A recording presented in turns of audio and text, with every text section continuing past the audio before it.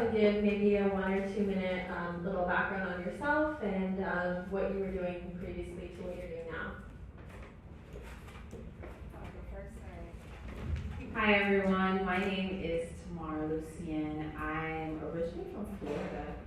I've been living here on the West Coast for 3 years now, and I am pretty much an easygoing person. I think I work a lot. I'm a mental health person, but I like to do things like cooking, meditating, just kind of getting into yoga. So when I'm not seriously working away.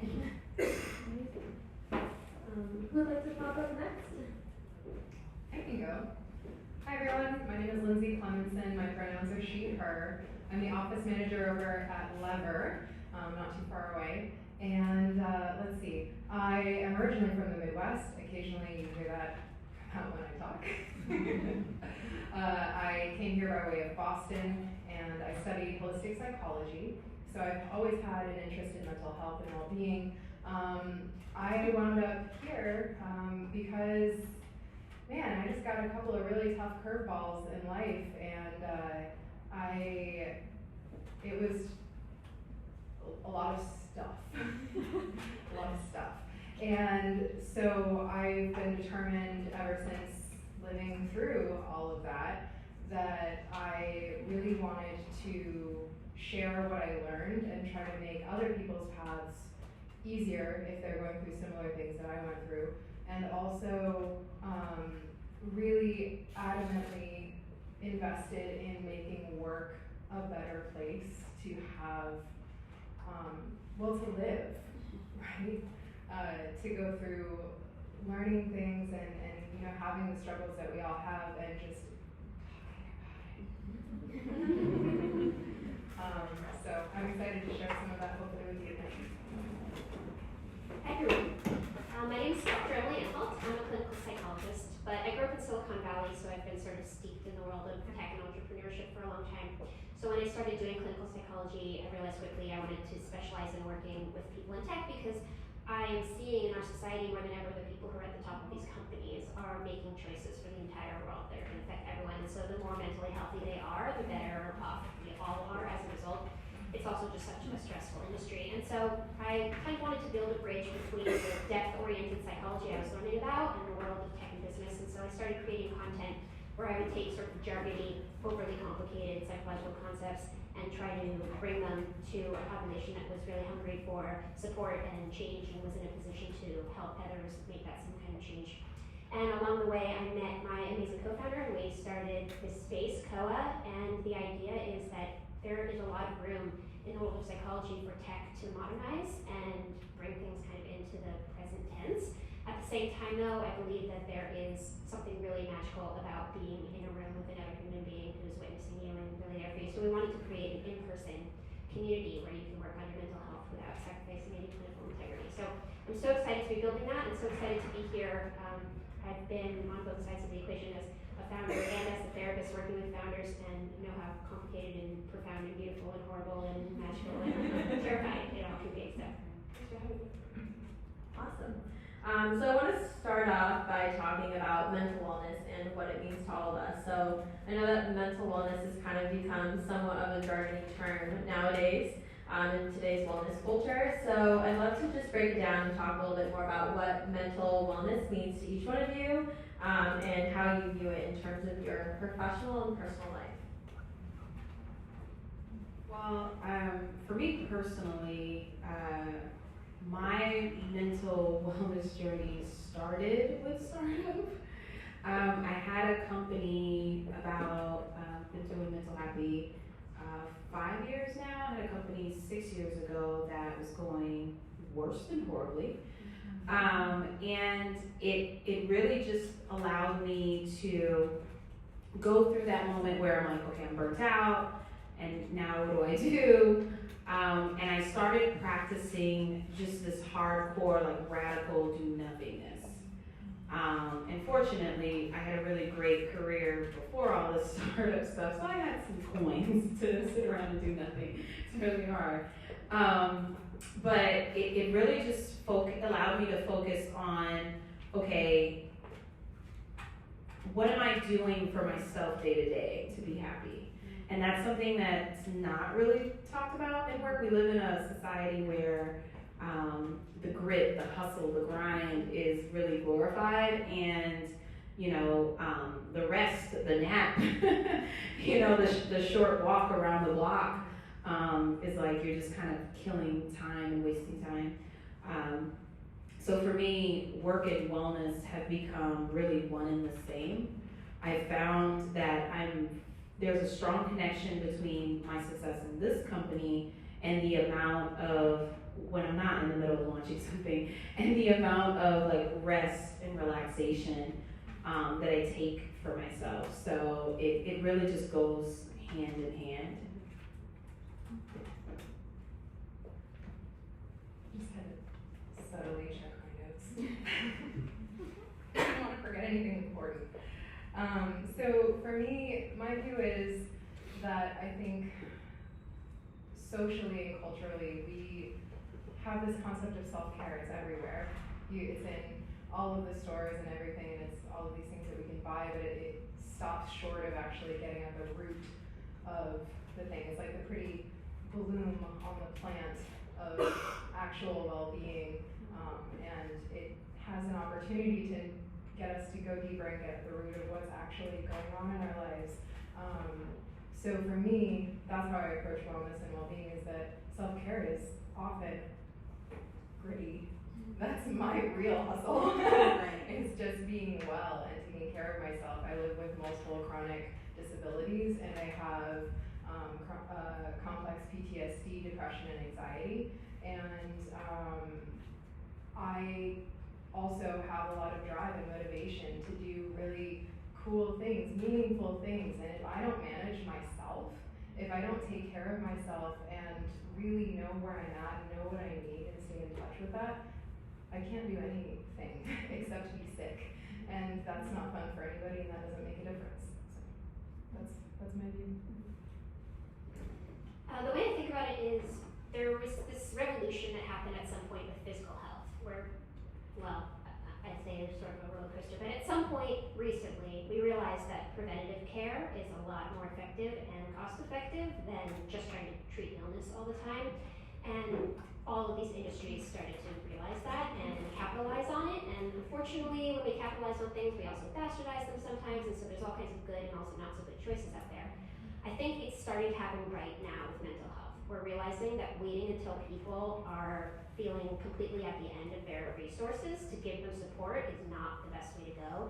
And by being more preventative and proactive and building it into our lifestyle as an important part of just sustaining ourselves as humans instead of just whack-a-moling our mental health struggles, we're in just this beautiful position. And so again, there's all of these companies and products and offerings popping up to help with that. And I want people to feel empowered to find the one that works for them and weave it into their life in a sustainable and ongoing way, because otherwise it just doesn't really last. Just like you can't go to the gym for a weekend and then be strong for the rest of your life, you can't go to one workshop and then be set for the rest of your life. It's sort of a forever thing, and we want to make that as easy to, the work isn't easy, but accessing it should be easy.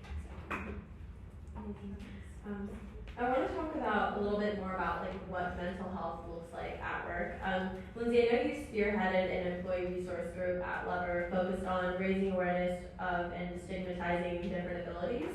Can you walk us through a little bit what the steps were that you took to get this in place, and what were some of the challenges and learnings that came from that experience?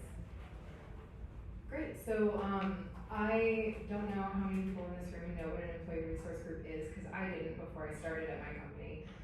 An employee resource group is something that companies can offer to allow groups that are protected federally to come together, like either racially, religion, identity, ability, status, that sort of thing.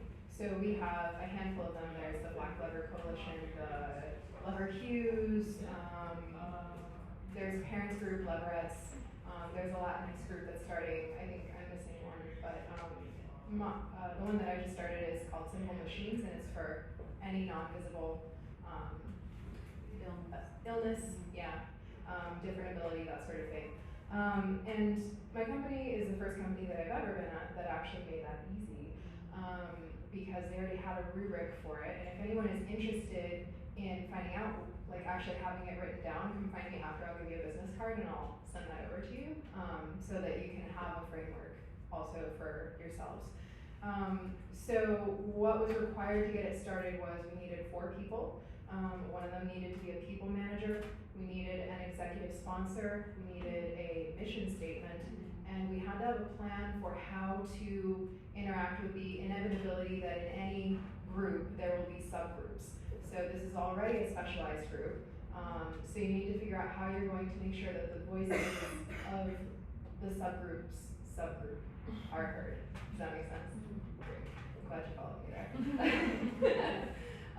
So it was actually really easy. We get a quarterly budget. Our first project is we're making an internal wiki for managers and individual contributors to learn how to have conversations around accommodations and around what the legal things are, like what you can say, what you cannot say. But then more than that, giving people actual sentence structure. Like, say this. If you want to start having this hard conversation about like, hey, so I need to schedule therapy every week and the only time I can see them is during our stand-up. Happened, actually. That's our first project. Some of the things that have come up that have been a little bit challenging are, we got our first pushback on some signage that we put up in the restrooms that say they have helpline. It's like, everybody needs some help every now and then. Here's some resources some people use. It's got the crisis hotline, travel line, the warm line, the suicide prevention line. And it came to my attention recently that some folks thought that it was depressing to have that in the bathrooms. And I was asked to take it down. And I said, no. Differently than that. But it was important for me to figure out who was high power and who was high influence in that situation, which is a really good tool to know how to use if you ever need to convince someone to do something as scary as talking about mental health in the workplace. So I had to figure out who was making the decisions here. And it was not the person who complained. So instead I sat down with them and said, hey, what's depressing about this? And let them tell me what their concerns were. And I was like, okay, so it sounds to me like this person has fully internalized the stigma associated with mental well-being, and that they just don't want to see it right there. It's like, well, you can have your issues, but like over there. So they let us keep the signs.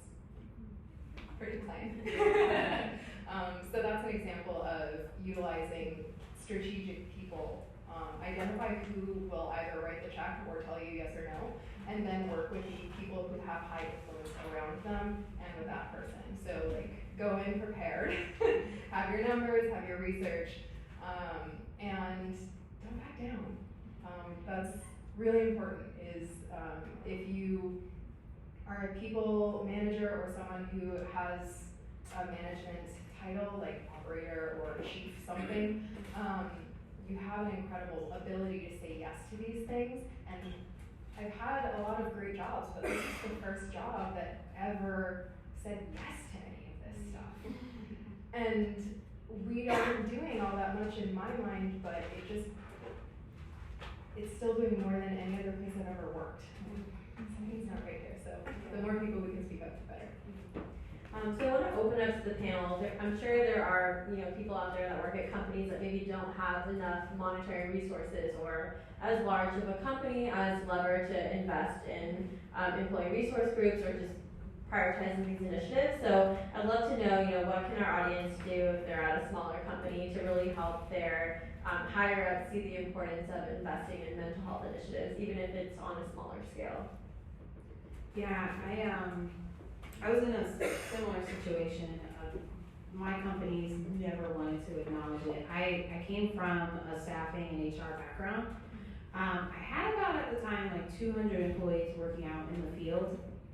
And my manager did not see the importance of just reaching out to people and just saying, how are you doing today? You know, like you've been on our payroll for, you know, weeks, some people even years, and we didn't know these people's, you know, birthdays or pronouns or preferences. We didn't know anything about them as a human being. So I think the first step that I realized was that people just want to be acknowledged and seen and heard. So I think even if you are, at the time, I was not a manager that had like a lot of high influence. It was more on like just the managing the field employees and recruiting and placing them. But then when I did get into the branch manager position, I just made an effort to send people handwritten notes. Like, hey, I was just thinking of you. I would call employees. I think whether you are a manager or you're just an employee on a team, you can still make kindness goes really far for people in their mental health. And those notes that I used to leave for employees, you know, I'd get a phone call or, you know, they'd swing by our corporate office and they'd say, you know, I can't tell you what that note meant to me. I can't tell you, you know, what a low place I was in until you acknowledged me and said something kind to me. So I think we think of mental health in terms of it has to be something clinical, or we just forget that kindness works every day of the week, you know, and it doesn't cost us anything, manager, employee. So that would be my strongest recommendation. Invite someone to lunch, sit down with them, you know, actually connect with a human being. I think it's a really powerful thing to start with yourself. Anytime you're hoping to spread change in a company, whenever I am trying to help someone wrap their mind around the idea of going to therapy, I never talk about therapy as a therapist. I talk about myself as a patient. It's a lot more powerful to talk about what has worked for me and to make it feel really real and tangible, and that's convincing to other people. And so what I suggest is do your own work and then be as outspoken and transparent about it as you feel safe and comfortable being with the people around you. And maybe that isn't a whole lot, and that's okay. You should definitely, you know, respect your own boundaries and limits. But there's something very powerful about going to the head of a company and saying, hey, I want to give you a sense of the things I'm doing to take care of myself so that I'll be better at my job. And here are a few ideas about how we might empower and encourage other people in the company to do the same. And what I've seen is that as soon as leaders in a company adopt something, everyone else suddenly has permission to at least consider doing it themselves. It's really hard for someone in a company to feel like something's okay if they're not seeing leaders do it. And not just having the leaders say it's okay, but actually doing it. So if the founder of a company never goes on their vacation, no one in the company is going to feel like it's okay to take their vacation. So if whatever, you know, kind of status you hold at your company is a powerful one, because when people witness you doing something that would be helpful for them, it gives them an opportunity to consider it for themselves. So start with you and watch it ripple out. It's pretty powerful. And I actually want to touch upon that point with your experience being a founder as well as working with leaders. Emily, I know that you are an emotional fitness consultant and you've worked with companies like Google, Asana, and TEDx about how leaders can improve their emotional fitness. So I'm curious for anyone in the audience, do we have any entrepreneurs or budding entrepreneurs or leaders of teams out there? Few? Okay, awesome. So what advice would you give to budding entrepreneurs and leaders that are hoping to redefine their relationship with stress and mental health while also leading a team, whether now or in the future? Well, I want to read the audience. It sounds like most of you don't identify with that particular title. Would it be safer to say if people in this room have, you know, some kind of leadership role in their company? Can I see if you identify with that? Okay, makes sense to me. So I guess, you know, always obviously holding yourself to the standard that you're asking people around you, knowing that people will follow suit is really important. Will you repeat the second half of that question? Yeah, so whether now or in the future, how they can go about prioritizing their mental health while serving as an example for others. Sure. So You know, I kind of live in this really intellectualized, heady world of psychology where there isn't a whole lot of concrete suggestions and it's less about statistics and all that. But it's becoming really, really evident and clear that the success of a person and a company are tied very directly to the work that they're willing to do on their mental health. Because we are kind of working in these machines, and if you don't put gas in the car's only going to go so far, that kind of thing. So, you know, I think one of the most prevalent things people in this industry deal with is burnout. And there's all kinds of talk about burnout and how to prevent burnout and whether people should just not ever be stressed in order to not feel burnt out. And when I think about stress, I think about it in the context of like, think about how you get stronger physically when you're working out a muscle. You actually need the stress in order to get any stronger. You are literally making these micro tears in your muscles that then when they repair become stronger than they were before. But it only works if you have the fuel in your body in the first place and the repair for your body afterwards. I think about the same kind of thing when it comes to stress in the workplace. Of course you're going to need to be stressed. If you were 100% relaxed all the time at work, you wouldn't really get anything done. However, you need the fuel mentally in order to be able to sustain that stress, and you need the repair afterwards in order to be able to go another round. So the way I see it with physical health is fuel is food and repair is like sleep, resting. With mental health, I see fuel as motivation and excitement and meaning, the things that actually make you want to push forward. And I see repair as therapy, vacations, sleep, things like that. So as a leader, I recommend making sure that you have the fuel and you have the repair, and again, that you're being really transparent with everyone around you about how important that is, how they might work to do the same, and then, you know, support people even when it's difficult in order to find that for themselves. Love that. Tamara, I know that you briefly touched upon the importance of small acts of kindness, but I want to touch upon your work with Mental Happy, which is an organization whose mission is to help humans improve their mental well-being and find happiness within themselves and their organizations.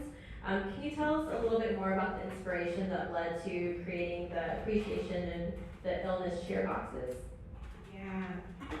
So our first product, our first product that we launched with was a physical product. And after I had, I told you guys about all the things that ended worse than horribly. To add to that, I had a relationship that ended worse than horribly. Life always gives you multiples. That's how it works, I think. But I just got so tired of feeling sick and tired of just being, I had horrible anxiety at the time, and I was just really battling with what's my life's purpose and just all of these things questioned at once, and I was just kind of over that. Someone gave me the book, The Healing Power of Doing Good, and then I thought, okay, I'll give it a try. And the premise, if you haven't read the book, it's amazing.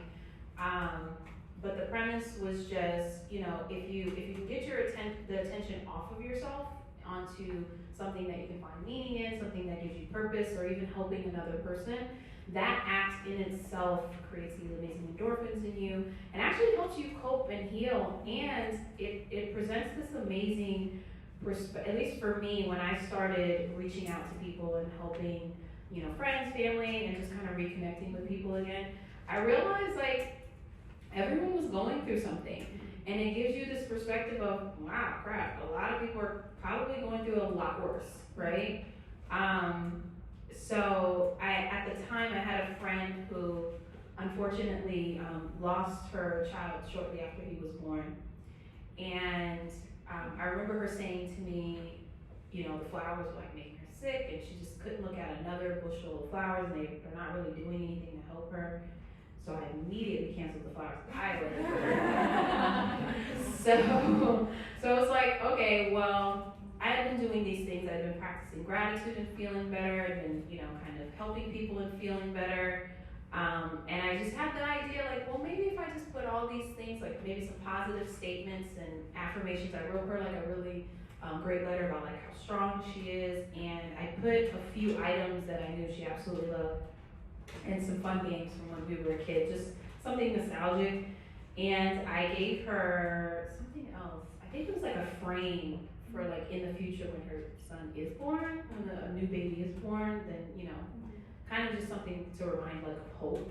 And I just created this kit and gave it to her, and she was like, this is amazing. Like, this is what you should be doing in life for everyone. And she actually still practices gratitude still today. This has been like, what, 5-6 years now? So started doing the kits. They started selling all over the place, and we just kind of started deepening the information and the knowledge we were giving to people, and we realized that, you know, parents are great, but sometimes, you know, you have busy parents that don't really have the time to teach you how to like really navigate and deal with all these things that hit you in life, right?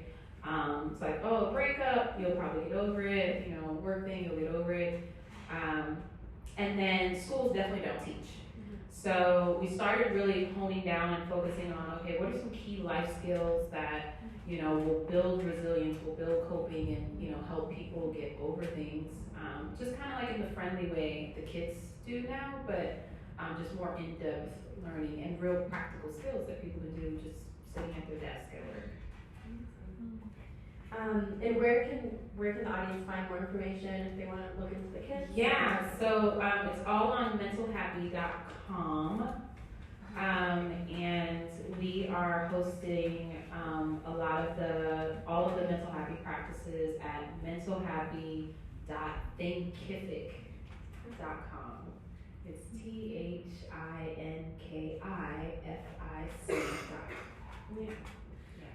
So I want to dive into Emily and Tamara, both your experiences as being a founder. I know, especially in the Bay Area, there's this notion that you always have to be on and working 24/7 and have to respond to emails at any point in the day or night. So I'd love to know, for any individuals that think about building a company in the future, or currently building something, how do you take time to shut off, knowing that this company is your baby, but then you also need to prioritize your mental health along that journey? Yeah, so the best advice I got was at YC. We did YC summer 2018, and the last day, the feedback, the information that Aaron gave was like, listen, do your life while doing startup. Like, it may seem like that's the total opposite advice that people give you everywhere, like just drop everything and do this thing. But it was great to hear that, right? Because especially being women founders, it's like, you feel like maybe you can't get married, maybe you can't have a kid right now, maybe you can't do all of these human life partner things. And same for guys too. It's like you can do life while doing startup. If you think of it in a span of, this is going to be your life's work of like 10, 15, 20 years versus, you're just trying to build a unicorn in 3 years. Like, you just take a longer view at it, you can do life. And then the other thing I do personally is, so my fiance and I, we do mornings and evenings. So it's like mornings for yourself and then evenings for yourself. And it could be anything. We have our employee number one, Tasha, she loves cartoons, so she'll watch like, Rick and Morty or something the first thing in the morning. And that's like her thing, right? It's her moment to just kind of laugh, set the tone, set the mood.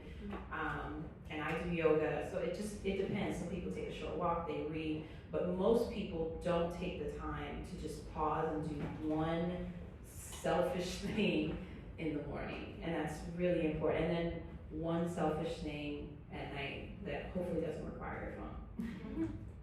I love that so much. Do your life while you do your startup. I love that. So one of the things that I see a lot is people trying to figure out what the right choice is for everyone in the tech industry, and then putting it out there as though they have the answer. So, nobody should work X number of hours a day, or only successful founders work X number of hours a day. And I think that feeling empowered to figure out what your self-care routine and limits and boundaries look like, and then setting up support around you to make that happen is really important. Because I'm a person, for example, who I can't wake up at 6 in the morning and do good work. That's never going to be when I do my best work. Whereas there are some people who, if they can get themselves out of bed, they are going to really perform and do their best work. And the idea that, especially when you're lucky enough to be in a position where you do get to make some of these choices, the idea that you have to conform to what everyone else says, I think is doing yourself a huge disservice. So taking some time to figure out all kinds of questions about yourself. And one of the ways we suggest doing this for others at a company is there's this thing we call the emotional fitness survey. And what the emotional fitness survey is it's a survey we send out to everyone who we're going to be working with, where we ask questions like, do you like to be praised in public or in private? Do you take your rests on the weekends or in the evening during the week? Do you feel comfortable speaking out in meetings, or would you be more comfortable sharing your ideas in one-on-ones? It's just a chance to get to know people and also to empower them to tell us what they need. Will we always be able to accommodate their needs? No, but at the very least we're communicating that it's important to us and that we're going to make an effort to do that. And the only way that's going to work is if Alexa and I are ourselves filling out the survey, figuring out what our answers are, and setting things up around us the best we can to support ourselves in that. So, the amount that you can put that into your culture varies by company, but at the very least, you can certainly make some of those accommodations for yourself, hopefully, and go from there. So I think a lot of the topics that we've been touching upon have kind of hinted around the fact of setting boundaries for ourselves. So I'd love to learn how you all have learned to set boundaries in the workplace, whether from previous experiences or currently, whether that looks like to your peers, to your direct reports, or even to your manager. And what tips would you give to any audience members that are maybe struggling to have those tough conversations? I guess I'd just start by saying that boundaries and caring are not mutually exclusive. They're actually very tied together. Setting a boundary is an act of self-love. And it's really important that I recognize that setting a boundary is one of the most complex psychological phenomena there is. I think it's really easy to say, be good at setting boundaries, but if we were never taught and empowered how to set boundaries, and if our boundaries haven't been respected, or if that isn't something that was integrated into our life, it's actually a really hard thing to do. And so feeling like you should just be able to start right now is, I think, unfair of yourself if it's something that you struggle with. And so my suggestion would be find support to dig into the complexity that is boundary setting and figure out how to do it in a way that feels kind of in integrity with the way that you move through the world. I think that setting boundaries, I entirely agree with you, it's very difficult. There's all these memes going around that are of, like, it's not serving me anymore, get out, and, or, like, the guy with the fans, like, flipping things out of the way. And I love the energy for that, and also, almost every time I try to set a boundary, it's actually not about setting a boundary, I'm actually trying to get someone to stop doing something that I don't want them to do. So one of the most important things that I have to remember is that setting a boundary isn't about controlling someone else's actions, because we all know that you can't control someone else's actions. Yes, good. But what you can do is say no. And that's hard. It's scary. And oh God, what if they fire me? They probably won't, but if they do, maybe you're better off. Actually, I've been there. I was better off. It's been a roller coaster, folks. But when you set a boundary, like one of my boundaries is I don't answer my phone, my email, Slack, anything after certain hours, after I think like 7:30 p.m. until 8:30 a.m.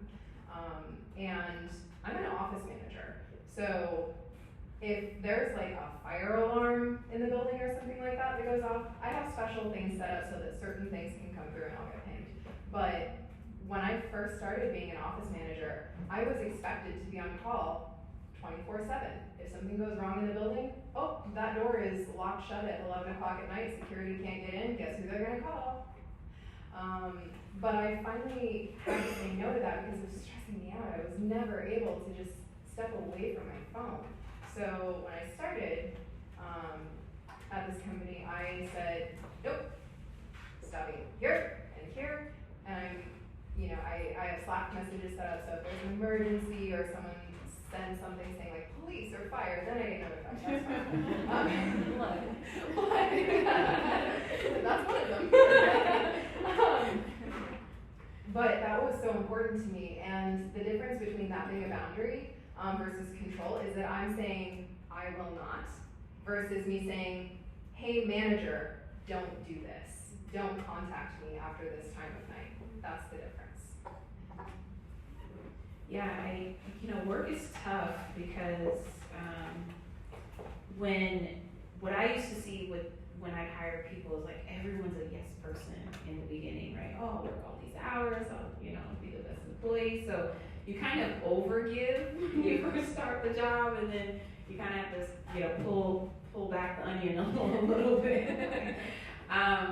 So I think the biggest thing I would say is just state your expectations and your boundaries from the beginning. And I think that's tough to do because people are like, oh, I really want to work XYZ place, or I really want to land this gig, or I really want this promotion.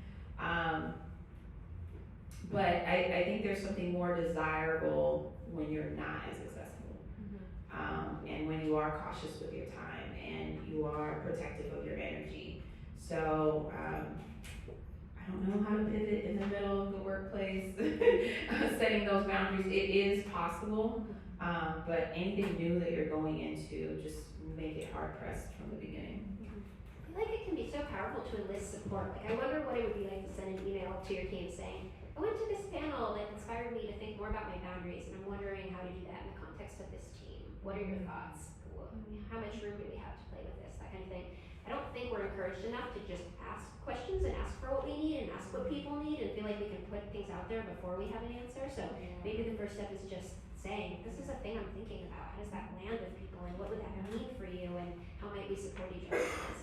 Yeah, I do this thing where I'm like, when I have an uncomfortable conversation to have with someone, I say, do you have any withholds for me? And that's usually like a lead into, like, I have withholds for them.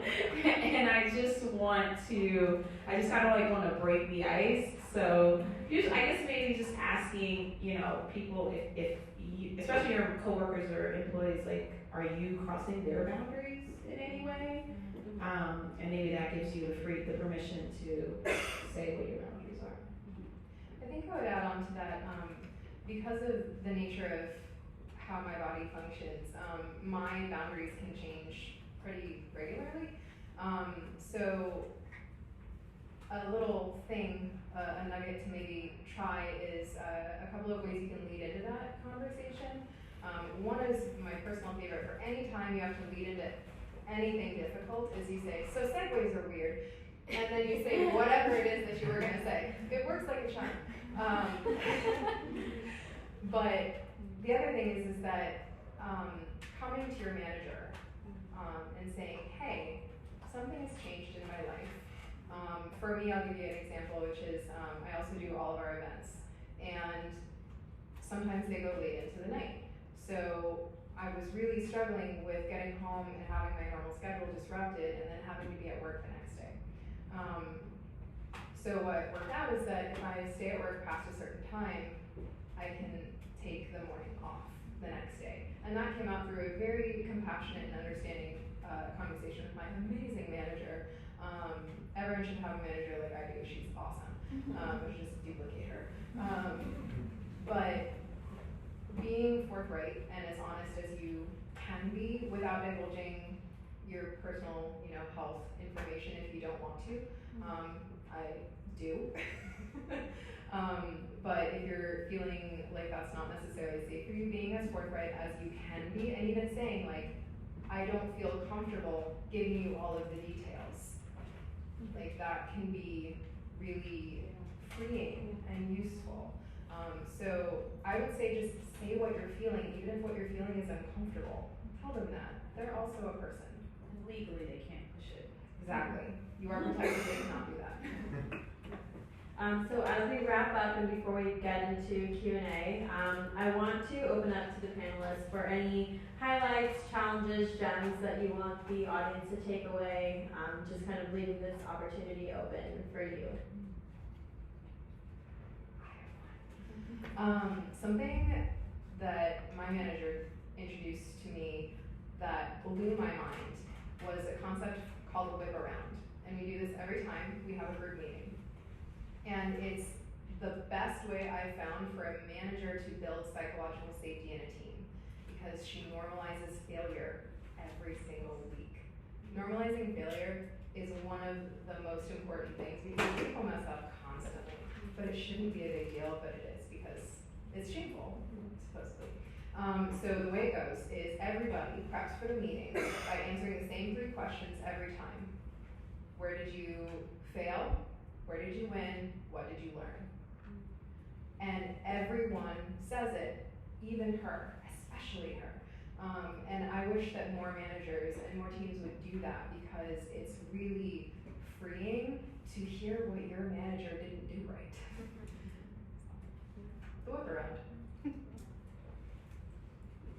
I guess I recognize that this is a skewed sample of humans in this room. Like, the kind of people who come to these events are the ones who have the wherewithal and the motivation and the resilience to recognize and spend time on and invest in this topic. And I know how hard it is to do that and then go back to a team or a community or a company of people who don't see it. And so, although I don't have the easy answer, I wish I did, I do at least want to say that that's a burden, and it's a burden that requires you to self-care even harder. It's the airplane theory kind of incarnate, that you have to put your own mask on before you take this on for too many people. So starting with your own self-care, and also if I can just commend and bolster you for caring about this, because it is affecting everyone, and I know that it's hard when other people aren't doing their own work. So thank you for doing yours and for caring about it. To leave you with a concrete thing, really similar to your suggestion, which I love, is something my co-founder and I do every week called Feelings Friday, which is that every week we get together and we share one thing that we felt the other person did really well, or a moment when they showed up for us, or a moment when we felt really supported. And then we also share one time when we felt a little dropped or unseen, or share something that maybe they could have done differently or better. And then we do the same for ourselves. Here's something I think I did really well this week. Here's something maybe I didn't do as well as I could have this week. And what's really powerful about it is that you not only know that there is a space for these feelings, which frees up a lot of preoccupation the rest of the week, because there's kind of this sacred area you know you can put it, but also all kinds of issues that are small become acknowledged and fixed before they're issues that are big.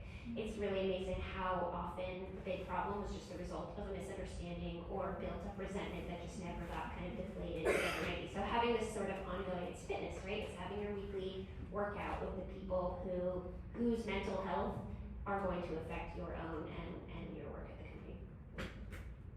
Yeah, I would say for me, because this is kind of how my whole journey started, I think it's overly kind of beaten to death, but gratitude and practicing gratitude and committing to it daily has been really impactful for me. And I would say I take the exercise one step further, and when I practice gratitude, I like to talk about like the feeling it evokes for me.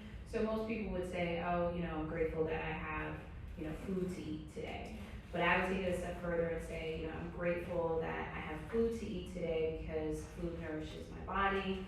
It's actually very difficult for most people in the world to have access to, think about that. It's energizing, and it makes me feel good and healthy, right? So I like to look at gratitude and think of like, okay, what feeling does it really evoke for me? Because it is that feeling that you're going to remember. Like, I appreciate my sister for being there for me, because she makes me feel seen, valid, loved.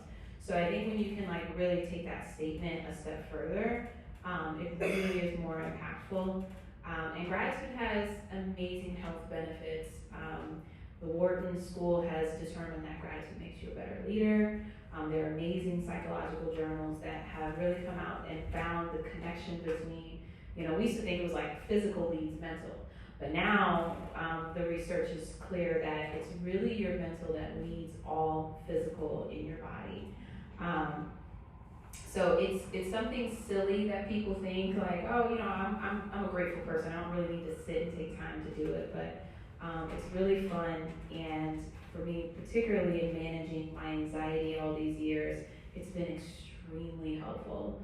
I have like a gratitude gratitude journal, a gratitude jar on my desk at work, and it encourages other people to be like, I kind of want a jar on my desk to put notes in.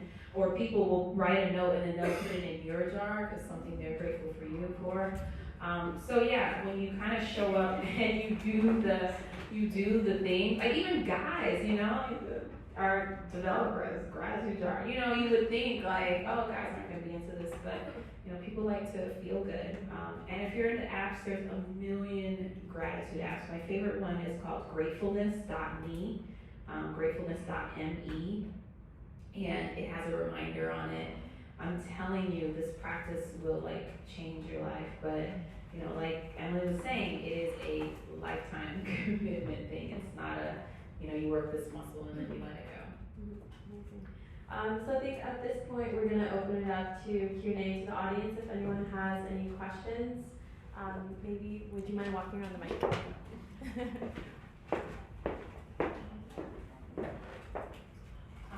Hi, first of all, thank you so much for talking about this. This is definitely helpful in the Bay Area where I know everyone I talk to has like stressful jobs and that's basically the conversation every time. I know you touched upon a couple of activities that you can do by yourself. But if you're working, so I work in consulting, and a lot of the times, my fellow consultants, when they work on projects, they work as vendors or contractors in a separate company, and there's like a limitation to how much change you can bring about in this team that you're working on for a few months to a year, right? Because you're not part of the team, a lot of the times, to the point that I've heard, like friends and colleagues of mine talk about like a second-class culture, or just feeling a little separate from the main employee. And I know that this happens a lot because I mean, you know, in the Bay Area you have such big tech companies. A lot of the times, a large part of the teams are not employees. Are there things that you know people can do by themselves that doesn't require like participation from everyone? Because a lot of the times those relationships they take time to build. And they require a certain, not entitlement, but just like a different, like it's that employee versus contractor when you're not really part of the team and you're only there for a bit. One other question was, it's kind of related to this, is also I know here a lot of the people have different family structures. I've personally found a difficulty in setting boundaries when a large part of the team has, you know, babies or like, actual things that they can say where you know they can be like, I have to go pick up my kid, versus when you're just saying, oh, I just want to go back home and rest. You know, it's very hard to express like in a meeting, for example. It's easier for someone to say, oh, I have to drop off because I have this and this, versus when you don't have like commitments to people necessarily, but you know, you do need to take time to rest. Just normalize it, just say it. Gonna go take a nap. I think that's the biggest thing with mental health. That's why, you know, we named the company Mental Happy. Like we wanted to like really focus on, you know, destigmatizing these things that you need. Like mental is just a word, you know, that's very important. So I'm with you. I don't have any kids, but I need a nap. And I'm gonna get all the naps in now. You know, while I still have the time. So just normalize it. Like I just need a break and other people will follow. I definitely hear you on that too. Working on destigmatizing and normalizing these conversations is gonna take years, decades. It's the work of a million people over, you know, every moment. And it's really uncomfortable to say, like, I almost can't even say it right now. Like, I need to go take a nap. It just sounds like a cop-out. And I don't know if I have a response for you other than to jump on the bandwagon and say, like, just practice it. Whenever you feel a little comfortable, try like saying it to yourself in the mirror. And then maybe say it to one of your coworkers or someone that you feel more comfortable with, and then, you know, eventually work your way up to it. Just every chance you get, take it to try to practice, and you'll build your tolerance for that uncomfortableness slowly over time. I have to do it a lot because my body doesn't work like most people's, and so there's times when I have to cop out of things. I'm like, I gotta go, I'm really tired. They're like, but you said you slept like 12 hours. I was like, yeah, well, bye.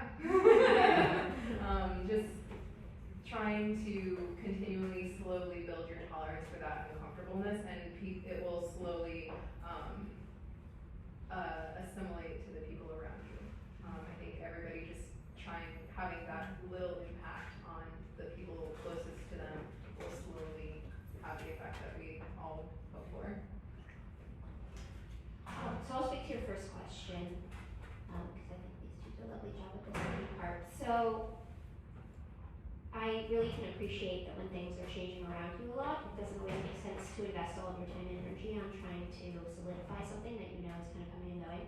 So I sound a bit like a broken record here, but because you are the common factor in all of this, the best work you can do is invest on your own personal stability and mental health, knowing that people are going to kind of orbit around you and they'll either be able to meet you there or not. It's sort of a hard truth that we don't have control over other people and we can't force anyone to do anything we don't want them to, but there is something almost magical about doing the work yourself.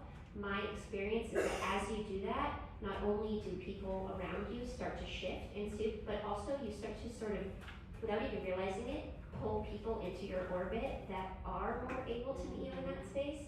And because you can, you know you'll always have yourself, you know that you will always have this one point of stability to count on. If you can extend that one piece past, like if there's room in your company to have an ally that you know is always on your team, even as all of these other teams are around, then maybe what you do is invest in your relationship with that ally.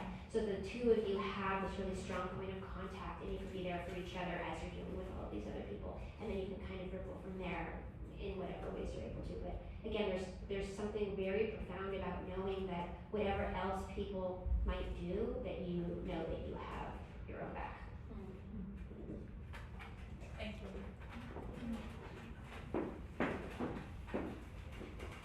Hi, so I know you talked about Grateful Journal. I just have questions about so when do you write the Grateful Journal or how do you do it? Because I started writing it and I just used the simple concept of having a book and every day I used to write 5 things I'm grateful for. So kind of after some days it kind of get repetitive and boring. So I'm just curious, is this how we're supposed to do it or do you do it in a different way or what do you call a grateful journal? Yeah, so that's a very good point because I've heard people say that, I get bored. I mean, there's infinite things to be grateful for. So if you're having a bad day, sometimes you gotta really reach, grateful for water, you're kind of reaching for, anything. You're just kind of reaching for anything because your day is just crappy. You can't really find anything past your situation to be grateful for, which is a very human thing. But I do try to be really creative with it. Some days, so to the first part of your question, I do it in the mornings. It's just the most peaceful time for me. So I do it before, I check my phones, emails, because then I'll see something in the phone and I'm really mad and I can't really get into that place, right? So do it before notifications, and because I was really working on managing my anxiety, I used to break it out in the middle of the day in those anxious moments. Because usually when you're anxious, your mind is just not grounded, you're just not here, you're everywhere else. So it just helps me focus on the present. So that's one tool way you can leverage it. But with the gratitude, if you find that you're being bored, maybe just shorten your list.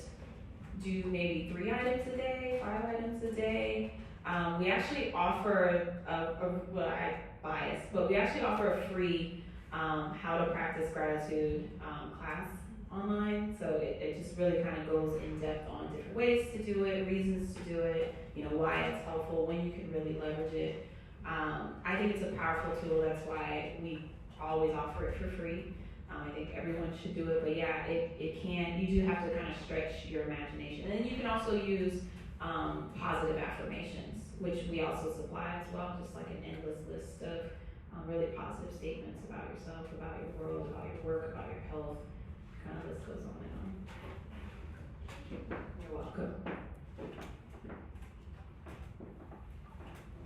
Hi, so I noticed that in the workplace there's this tendency sometimes to have this sort of echo chamber of negativity.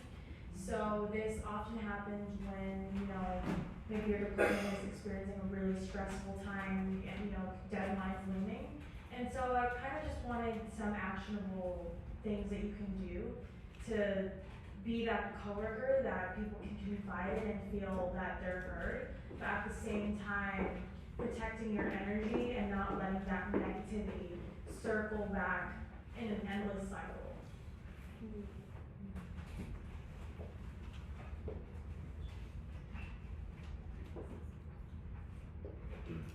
What I'm hearing is that it's a habitual thing, right? Is that this is the same group of people, and over a period of time, you're seeing cycles happen of like the same people, you have the same meeting, but it's the same problem, it hasn't been resolved yet. Is that what I'm hearing, or? It's a little bit different, so it's, maybe different problems, but the common denominator is that there's this collective stress, right?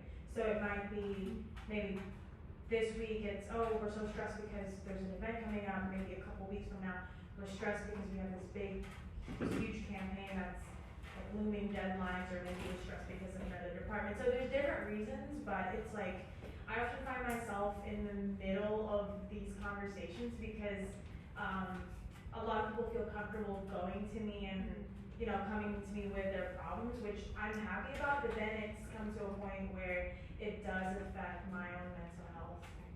So. Yeah, I think that's boundaries, right?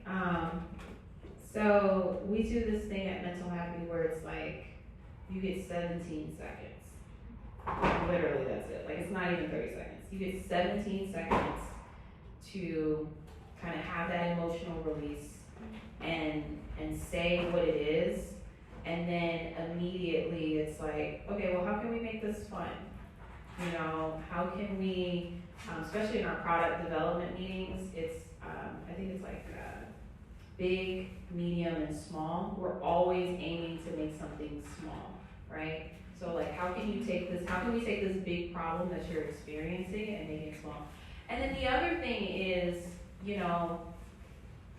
the more you express that negativity, and this is what you can say to people, like, the more you express that negativity, the more you're gonna feel it, right? Like, if you can just take a breath and like maybe ignore it, maybe see the problem differently, then it becomes less of a problem. But I guess those are more like mental trainings on that person's behalf, but I think just immediately redirecting them, like, I want you to honor you to say it, but I'm gonna limit the time that you have to say it, and then we're gonna work together to find some solutions.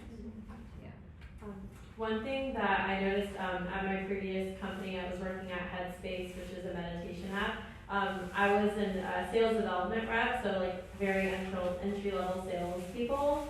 And all of my like peers would always complain to me because I started before they did. And like I was saying that exact boat, it was like so annoying to constantly hear it, but they were like my really close friends, so I wanted to be there for them. But it was like every day during lunch, like complaining about like our quota or the leaders. So then I just started asking them like, okay, if you had a magic wand, what would you change? And then it like changed their mindset, so they're like more solutions oriented. And then I would take it a step further, like, okay, well, why don't we introduce that at our next stand-up, or why don't we bring it up during all hands?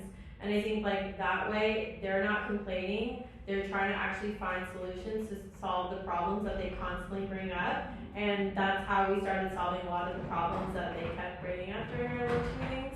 So that's just one tip that really helped. I think if you just kind of flip it back on them, if you don't have a solution yourself, could be like a really good way to allow them to actually solve their own problem. Another way that you could set a boundary for yourself there, while still being compassionate and without, losing the closeness of the people that you work with, because I'm sure that would be a concern if I were in your shoes as well, is saying something like, hey, I definitely want to listen to you, but I can't give you my full attention right now because I'm feeling stressed, overwhelmed, or I have a meeting in 5 minutes that I have to prepare for. So I want to give you my attention. Let's find some time, like 20 minutes, like 15 to 20 minutes later today, where we can just focus on this and then try to figure out, do you need an ear or do you need a hand? and that has been useful to me in that way the person feels like they're being taken seriously. And also you get to respect your time and energy and let them know where you're at so that, because I'm sure like they don't want you to feel overwhelmed, you know, I'm sure they don't want you to feel like, you know, you can't get your work done or you can't focus or anything like that. So give them the opportunity to respect your time.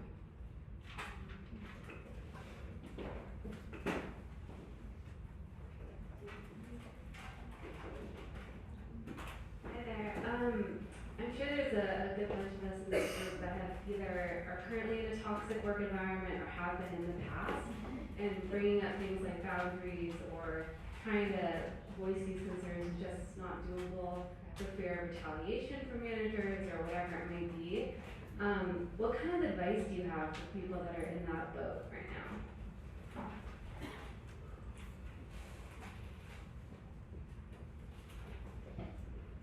My knee-jerk response is get out. Exactly. Context for you. I have left 2 jobs in California for retaliation and discrimination, and they withheld my severance until I signed paperwork saying I wouldn't sue them. So yeah. So I get it. Something that you might be able to do, taking a leaf out of Emily's book, is to empower yourself. Find ways to make you feel strong, to build yourself up, and practice it rigorously. Find also like interview. I'm sure you're doing that, but like build yourself up because your entire surrounding is trying to break you down, and you know it's trying to make you conform. It's like you don't fit, you know, and that is horrendously difficult. And I think most people I know have had at least a job in their life or in a job, like you said, in that situation. It's just heartbreaking. So treat yourself the very best you can. Surround yourself with people that build you up. And as soon as you can, leave. Yeah, I was gonna say, GTFO. it was a past experience. I did leave, which was great. But I think I find a lot of people that are in that and just don't know what to do, and it took time to like the light bulb to go off. Like I just need to get out. So that was advice. Thank you. I have also seen people stay in toxic work situations because they don't think they deserve any better. You accept the treatment that you think you deserve. And so doing the work on yourself and realizing that you are worth better than that, and that you are worth a respectful work environment. You know, that you deserve to have a boss who treats you like a human. Yeah, an entire human with feelings and everything. Like, just show yourself the respect. You know, treat yourself as well as you can until you can leave, and do everything you can to leave.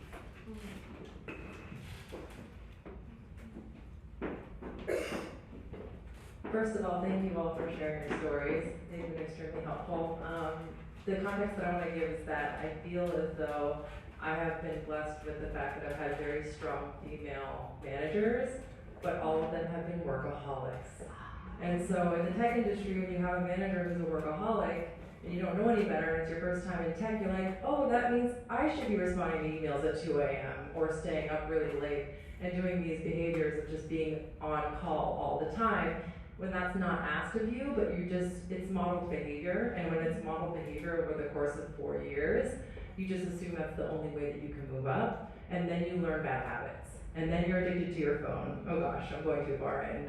Stop me whenever you want. But I guess what I'm getting at is, how do you take away and remove bad habits that are a direct contributor to the lack of mental health that you need to sustain the industry that you're in? Because when you learn those behaviors early on and you try to sustain it and then it burns you out, it's kind of your knee-jerk reaction to continue doing that, and then trying to peel that back yet still be successful in your job becomes challenging. I guess I would just want to speak to the more ability than we give ourselves credit for teaching people how to lead us.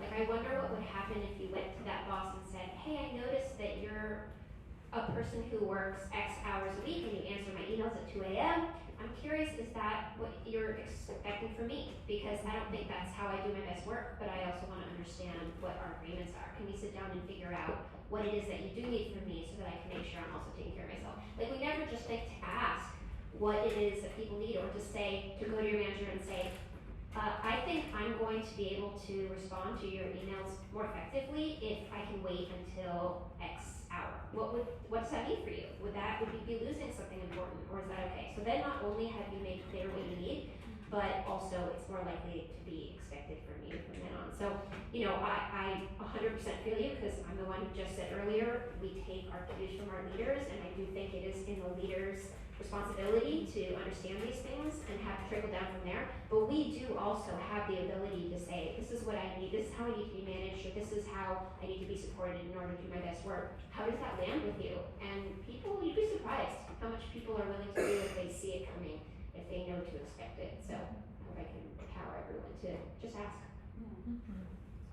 And just to clarify, I totally agree with that, and I actually have done that, but the odd part is that you're rewarded when you do take the practices of that manager, you become rewarded and promoted for it, and then you wonder, is that because even though they don't expect that from me, I went over and beyond to do that, and that's the only way to get promoted. I guess that's kind of where the sticky area is, just in that navigation of that. Depends on what you value. I guess it just depends on what you value. The promotion at the time, or 2 a.m. messages.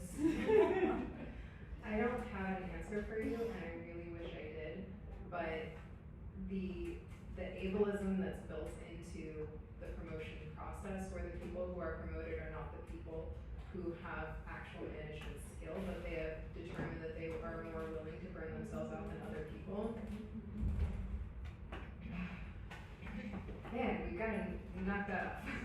I don't know how else to say it, and like I said, I don't have an answer, but having conversations like this, if there's a person in your company who is HR, or if there's, if you're in an organizational position in your company, org has some good resources, starting to have conversations where you introduce the idea that maybe the way people are promoted and given raises is really discriminatory. Just starting those conversations will set the ball up to start rolling eventually when our culture shifts. There's a quote I love, which is, becoming well adapted to a sick culture is not actually well adapted. So I totally understand it's easier said than done to go against what would get you to the place you're trying to go, but I also think that change is made from a critical mass of people deciding that they're not willing to play that game because it's not a healthy game, and trying to figure out how to change the game itself. So I know it's not easy, but this is a group of people who might just have the resources and resilience to make some step forward. Question. So my question is kind of a follow-up of an answer that you gave, which was to respect yourself and know what you will and won't allow in the workplace. And as people who, I'm sure you guys have gone through a lot in your careers, I am somebody who is just entering my career. I just graduated college about 1.5 years ago, and something I learned within my first job out of college was learning to respect myself in a workforce, being so early in my career.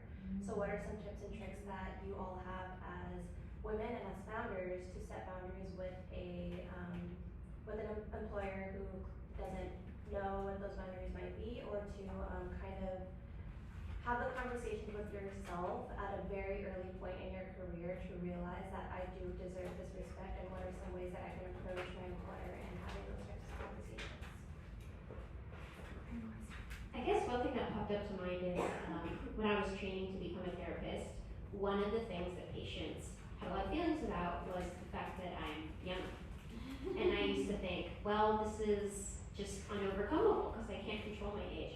And what I learned over time was that people will put their shit into something concrete no matter what.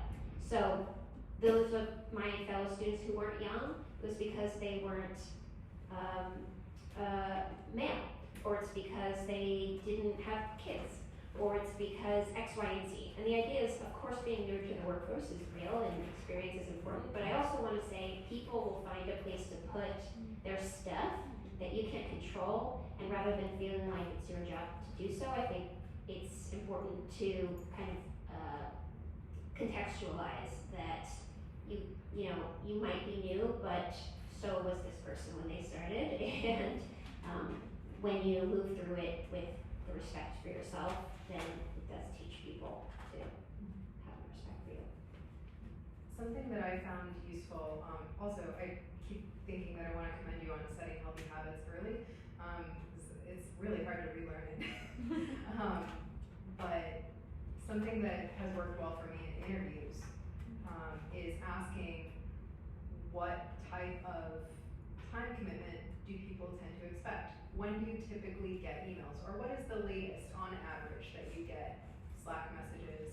Or, asking questions like that can help you figure out what the culture is like before you get into it.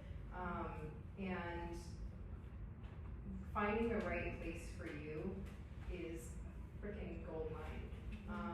They do exist. I didn't know until very recently, but they do. And asking questions that help you get at the culture, like, how do people eat lunch? Open-ended. Like, oh, they typically just, take them back to their desk. That if that's important to you, that might tip you off to some habits that people might have. And you're interviewing them as much as they are interviewing you. So make sure that this is actually an equal distribution of power. You are a person who has skills and talent and knowledge and perspective and something that no one else will get to bring to this role. So make sure that when you are trying to find your next job, build in those habits early and build yourself up, and remember that they're just as much under the magnifying glass as you are. I think if you work for a company or a startup that the founders are not the HR, it's very easy to do what I'm about to say.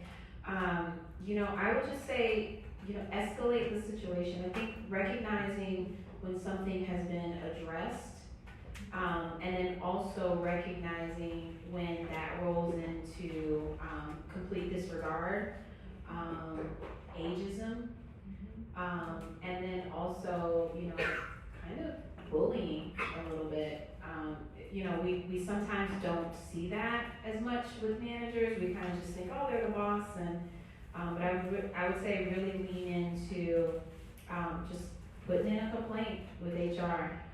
I think what being in the staffing and HR industry has shown me that most laws in pretty much all of the states are really in favor of employees. I think we don't realize like how much power employees have. It's way easier, and I'm telling you this from somebody who used to hire everyone from receptionists all the way up to CEOs.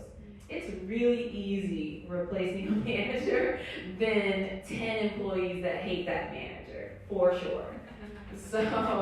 So really like lean into, just escalating it if you feel like those boundaries are consistently, habitually being crossed.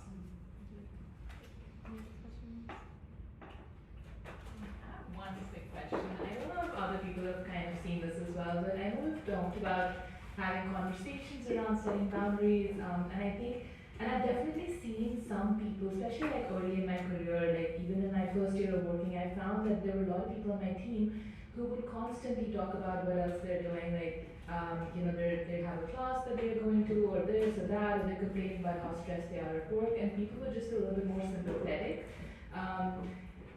In terms of like, I found that it's easier for people I've seen who are a little more extroverted to have these conversations because they just talk about themselves so much more, versus people who don't, for instance, I don't feel that comfortable or like sharing things about my life so much all the time. But I found that if you don't do that, it just doesn't make that space. It's harder to create that space for yourself, just stretching yourself out and be like, now that you know this that's happening in my life, you kind of become friendlier. Because even if there's someone in my team who complain all the time, kind of almost in a negative energy, but every time some manager or someone would just walk by and ask how's it going, and she would just be like, oh, this is going bad, and then also she was very good at telling this is how I fix this, fix that. So just a little more extroverted and quick with those impromptu conversations. And then everyone knew what they were doing. So when she was like, okay, bye, I'm going for a gym class, so people were like, oh, she's doing so much work. So I guess I'm asking how is it, I've definitely seen this in a lot of different teams, and I've worked in a lot of teams because I work in consulting. What I guess, do you have any tips for people who are not as extroverted to be, maybe, is the answer to be a little more friendly with your colleagues to create that space, or if you're not that extroverted, how do you have those conversations?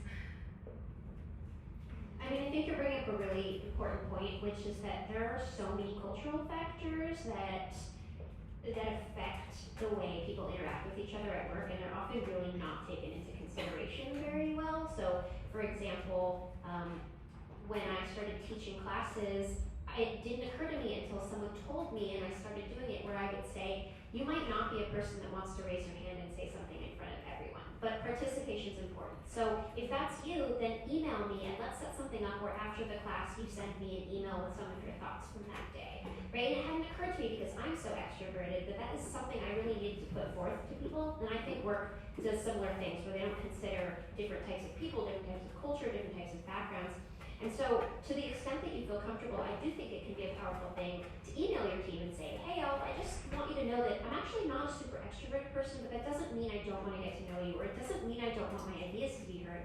So here are some ways that maybe we can work together to make sure that, we're all on the same team, whatever it might be. So advocating for yourself as much as you can in the ways that you can, and then looking out for other people. So if you know that you're a certain way and you notice someone else isn't a certain way, checking in with them and saying, hey, I noticed you never really speak up in the meetings, but I always love your ideas when we talk. Would it be helpful for me to try to make more space for you, or would it be helpful for me to brainstorm with you afterwards privately, or whatever it might be, and try to stand up for and empower other people who might think a little differently.